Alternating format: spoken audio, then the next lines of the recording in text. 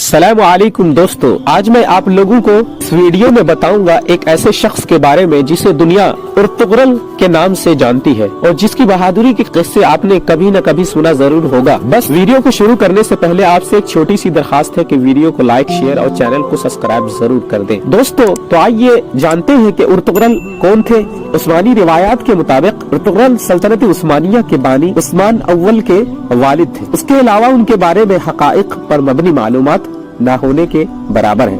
कई सदियों तक दुनिया के एक बहुत बड़े हिस्से में हुक्मरानी करने वाले इस खानदान और सल्तनत का आगाज तारीख की किताबों में गुम हो चुका है। तारीख की किताबों में उस्मानी रिवायात के अलावा दौर की दो ठोस निशानियां और उस्मान के एक ख्वाब का जिक्र मिलता है, जिसे मैं भी आप लोग को इस वीडियो में बताऊंगा। जो बात तय है वो ये है कि उस्मान का ताल्लुक आज के तुर्की में अनातोलिया के इलाके में आबाद तुर्क खाना बदोश कबीले से था और उसकी हुकूमत अनातोलिया की छोटी छोटी हुकूमतों में से एक थी जिनकी ताकत में ज्यादा फर्क नहीं था। सवाल ये पैदा होता है कि आखिर उस्मान या फिर उनके वालिद ने ऐसा क्या किया। उसी खानदान का राज कबीले से छोटी रियासत और फिर अनातोलिया की बड़ी सल्तनत से 3 बर्रे आज़मों तक फैल गई और फिर खिलाफत में तब्दील हुआ। सल्तनत उस्मानिया की बुनियाद 14वीं सदी में खत्म हुई। उस दौरान एक ही खानदान से ताल्लुक रखने वाले 37 सुल्तान उसकी मसनद पर बैठे। एक मुअर्रिख के मुताबिक किसी खानदान का मुसलसल इतनी देर हुकूमत करना मौजिज़े से कम नहीं है।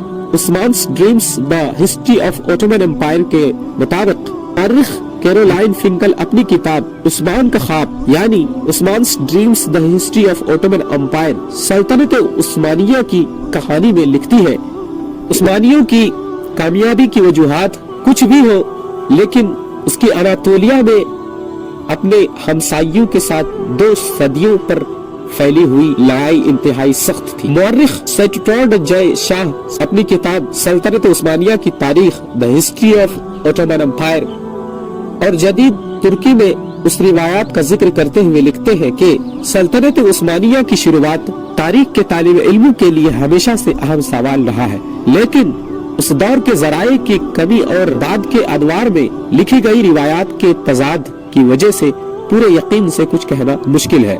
उन्होंने इसी मशहूर रिवायात को बयान करते हुए लिखा है कि उस्मानियों का जद्द सुलेमान शाह जो काई कबीले के सरदार थे और 12वीं सदी के आखिर में शुमाली ईरान के एक इलाके में आबाद थे। रिवायात के मुताबिक मंगोल हमलों के पेश नजर दीगर बहुत से तुर्क कबाइल की तरह यह कबीला भी गुलामी और तब्दीली से बचने के लिए इलाकों की तरफ रवाना हुआ। जय शाह के मुताबिक ख्याल यह है कि सुलेमान शाह शाम में दाखिल होते हुए दरियाए फरात में डूब गए और उसके बाद उनके 2 बेटे वापस चले गए, जबकि अर्तुगरुल ने मगरिब की तरफ अपना सफर जारी रखा और अनातोलिया के इलाके में दाखिल हो गए, जहां सल्जूक हुक्मरानी ने उनकी मदद के बदले उन्हें अनातोलिया के मगरिबी इलाके में जमीन दी। जय शाह की किताब में दर्ज इस रिवायात के मुताबिक अर्तुगरुल 1280 में चल बसे और कबीले की क़यादत उनके बेटे उस्मान को मिल गई। मुअर्रिख फिंकल लिखती है कि उस्मानी रिवायात के मुताबिक अर्तुगरुल नामी एक कबाइली सरदार शुमाली मगरिबी अनातोलिया में आखिर सल्जूक और बाज़ंतीनी सल्तनतों के बीच के इलाके में आबाद हुआ और उस रिवायात के मुताबिक सल्जूक सुल्तान ने अर्तुगरुल को सौगात में कुछ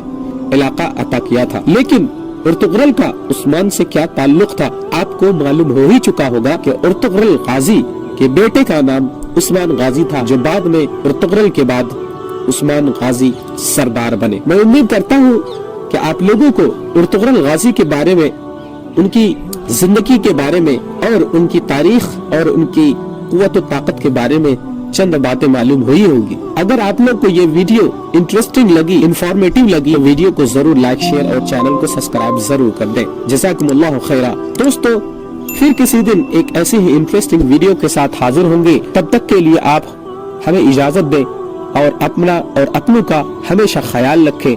अस्सलामु अलैकुम व रहमतुल्लाहि व बरकातुहू।